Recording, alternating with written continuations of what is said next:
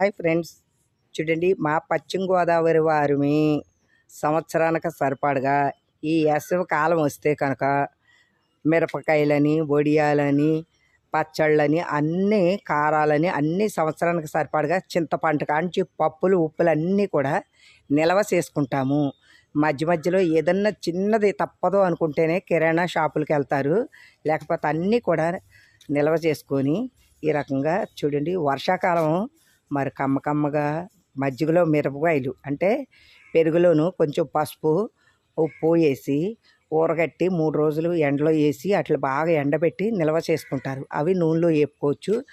ఆగో పెడుతున్న వడియాలు అయితే కనుక పెసరపప్పు వడియాలు, అలాగే వేయించుకుంటాకే పిండి వడియాలని అనేక రకాలుగా పెట్టుకుంటాము. చూడండి మరి కాకపోతే ఏంటంటే స్పెషాలిటీ ఇదివరక చేతితో పెట్టేసేవాళ్ళు. చేతికి కూడా పిండి అయ్యేది పెట్టడానికి.